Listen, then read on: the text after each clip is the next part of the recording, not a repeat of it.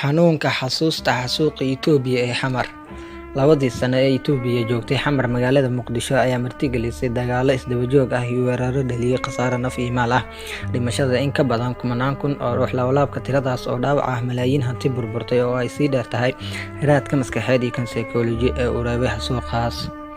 ciidamadan la ku soo korfuray oo shisheeyaha oo baalkii sheeg sidaan loo galay oo dadkana jarjaray anala ka bixiyo BM-ka nagu garaacay wax walba nagu garaacay oo sidaan noo galay oo baabaa naga taagay oo baalkii sheeg maatadeena laynay oo guriyana noogu soo galay oo baalkii sheeg anagoo jiifnay anagoo soo jeednay intaba nala ku garaacayo oo wax naga nacay ayna jirin oo wax noo maqnayna jirin oo meelana aan aqoon oo dalkeena iyo dadkeena nala ku haysto anala ka dulqaada haday jiraan baalkii sheeg adduunka waxaan ka codsanaynaa in nala ka dulqaado ciidanka Itoobiya oo na dul saar karbaashkii iyo hadaladii kulula ee dhexmar jiray kabtanada kooxaha iska soo horjeeday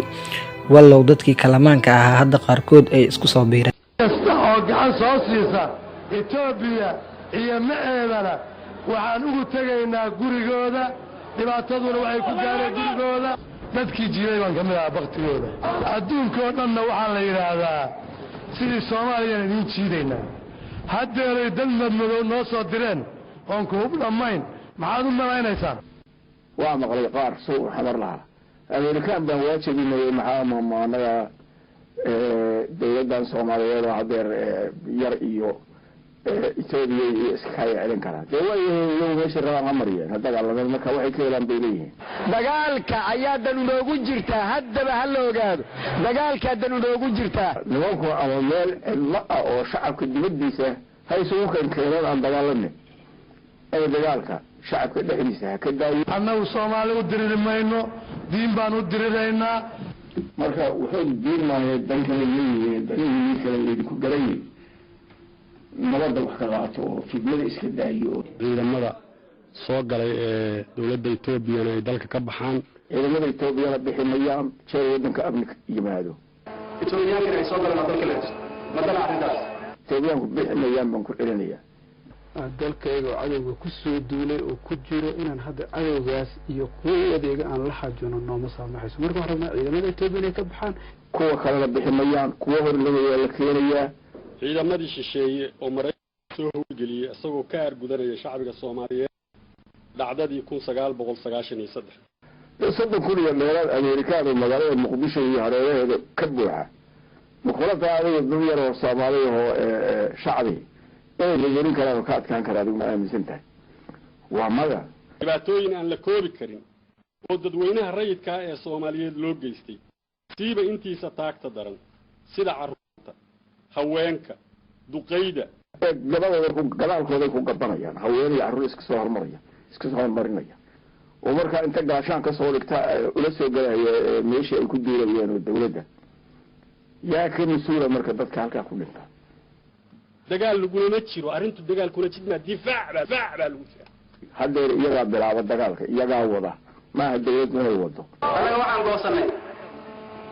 cadawgaasna rabbigu iska daayo shidmada iyo balaayada dagaalka iyo xabad xurumaha liyaa ka soo daalay oo idinka horreeyay oo wadan ku soo jifray oo eedmay iska daayo kale waaya oo shirka ka soo qaybgalo fikradii dhiibtay hadii xalooyin kale shirka ka sheego Soomaali si loo heshiisiyo dagaal qaybgalo Itoobiya inaan ka adkaan jirnay mashaki baa idin kaga jira ya diyaar ma u tiir meeshii awooyaashiina tagayna tagtaan intaad xoog wax ku qabsatid inaan laga yeelin habeenimo axad ah oo ay taariikhdu ahayd 1 bisha Abriil 2007 idaacadda BBC Land of Soomaaliga ayaa sidaan uga warbixisay xasuuqii ka dhacay magaalada Muqdisho maalintii Sabtida iyo labadii maalin ay ka horeeyay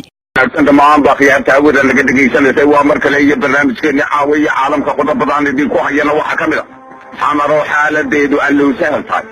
daawaca dadka oo marka ay isbitaalada qaadi waayeen dirta hoos yaal meydka oo marka xabaalihii la gaari waayay banaanada kale lagu aasayo qolqolka dadka naftooda la baxsanaya oo kala jahaystay jidadka waqooyi iyo koonfur uga kala baxa magaalada Muqdisho xaaladda guud ee Muqdisho waa sidee wax iyo caalamka sidii aad warkaba ku maqlateen hordhe in idinku sheegay dagaalada magaalada muqdisho ayaa waxay galeen maalintii saddexaad iyada oo dadkuna ay naftooda ugala cararayaan hubka meesha ka dhacayo oo aad u culus warbixin arrintaasi ku saabsan ayaa waxaa magaalada jabuuti inooga soo diray wariyahayaga xasan bariise oo hadda jabuuti isagu ku sugan xasan sida ay BBC-da u sheegeen dad goobjoogayaal ahi waxa uu dagaalka maanta oo bilowday wax yar kadib saqri dhexe ee xalay ahaa kii ugu darnaa ilaa iyo 16 sano ee la soo dhaafay goortaasoo dadka reer muqdisho ay hurdada kaga soo salaleen gantaalada xooga badan ee loo yaqaana BM-ka oo ay magaalada la dhaxayeen ciidamada Ethiopia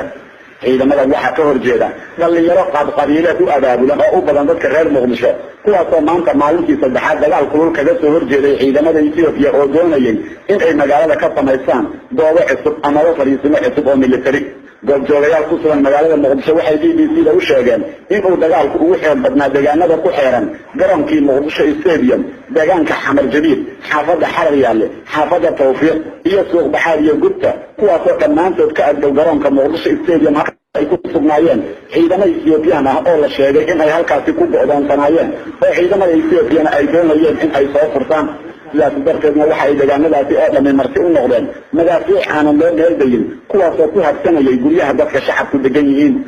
goobjoogayaashu waxay kaloo BBC-da u sheegeen in goobaha ay ciidamadu isaga hor yimaadeen ay ahaayeen 2 ama 3 oo keliya laakiin ay madaafiicdu gaartay meelo aad u badan ilaa iyo hadda lama oga tirada dhabka ee ku geeriyootay dagaalka maanta hase yeeshee wararka laga helayo dhinaca goobaha caafimaadka in ka badan 20 dhinteen in ka badan 80 kalena ay dhaawacyo soo gaareen kuwaasoo la dhigay isbitaalada Madiina Kaysanay Al-Hikma Xayaat iyo goobo kale waxayna tirada guud ahaan 3 maalmood la soo dhaafay gaaraysaa 350 qof oo dhaawacyo ah iyo 150 dhimasho ah sida ay sheegeen saraakiisha caafimaadka sidoo kale waxa iyana jira dhaawacyo ama dhimashooyin kale oo aanan laga awoodin in laga gaaro goobaha caafimaadka oo ku xanilan goobihii ay wax ku noqdeen halka kuwa geeriyoodayna la isaga aasayo goobo aanan qabuuro ahayn sidoo kale goobjooge ku sugan muqdisho ayaa BBC-da u sheegay in ay degaankooda oo keliya ku aaseen 7 meyd oo askar Ethiopian ah oo wax meesha ka qaadan la waayay sidaas darteedna caafimaadka deegaanka dartiisa ay u aaseen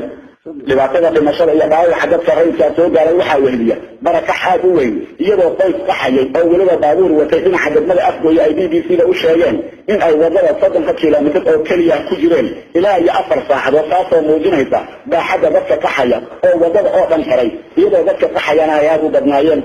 ilaa iyo hadda ma jirto wax waanwaan ah amaba wada hadal u dhaxeeya labada dhinac ee isaya waa ciidamada Ethiopia ee dadka reer muqdisho lamana hayo wax yar ah oo ka soo baxay dawladda ku meel gaarka oo sheegta in ciidamada Ethiopia ay iyadu kaalinayeen waxay dawladda Ethiopia sheegtay in ay magaalada muqdisho ka qabsadeen dhowr goobood isla markaana dileen ilaa 200 oo qof oo ay ku tilmaameen inay ahaayeen kooxaha kacdoonka ka wada muqdisho sidoo kale waxaan wali la ogeyn inta uu dagaalkan sii socon doono iyo waxa ay natiijadiisu noqon doonto midna hase yeeshee ilaa iyo hadda waxa muuqda waxa weeye oo keliya dil dadka qaar ay xasuuq ku tilmaameen marka loo eego gantaalada BM-ka ee lagu garaacayo goobaha rayidku degan yihiin burbur weyn oo magaalada loo geysanayo iyo barakac weyn oo dadkii rayidka ahaa iyadoo uu welibana dagaalkii sii socdo xasan bariise BBC